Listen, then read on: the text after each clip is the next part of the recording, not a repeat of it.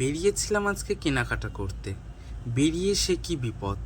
গাড়ি তো আর যায় না, জলে তো আটকে গেছে। কলকাতা রাস্তায় যে এরকম জল জমবে এটা আমার ভাবার বাইরে ছিল। এমন জল জমে গেছে যে প্রত্যেকটা গাড়ি যাওয়ার জন্য খুব অসুবিধা হচ্ছে।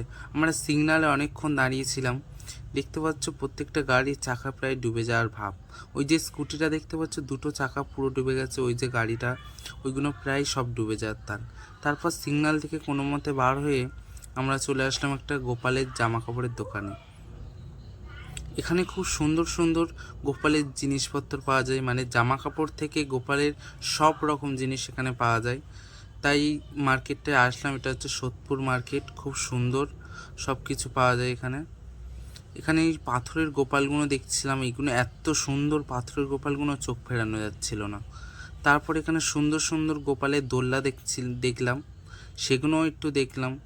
এগুলোও খুব সুন্দর, একদম মানে ইউনিক টাইপের একটা গোপালের দোলনা। জন্মাষ্টমী আসছে সামনে, তারই নতুন নতুন কালেকশন এরা তুলছে।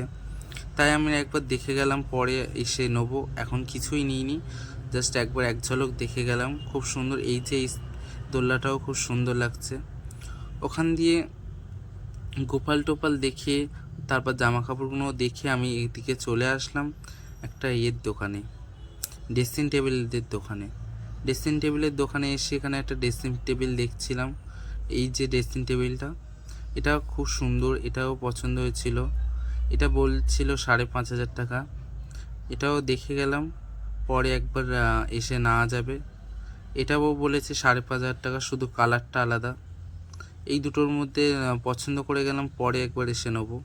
তারপর এখানে এইদিকে জলের বোতল কিনতে এসে একটা ইউনিক জলের বোতল দেখলাম। এটা আমি দেখিনি, হয়তো আপনারা দেখতে পারেন। এটা হচ্ছে জল খাওয়ার পর এই বোতলটা দিয়ে হাওয়া করে, মানে ফোল্ডিং করে মানে সহজেই ক্যারি করা যাবে।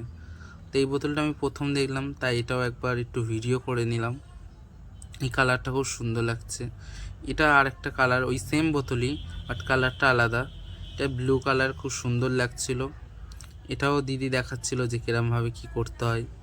তো এটা জল খাওয়া হয়ে যাওয়ার পর এটা হাওয়া বার করে এটা এরকম ফোল্ডিং করে রাখতে হবে। তো ভিডিওটা কেমন লাগলো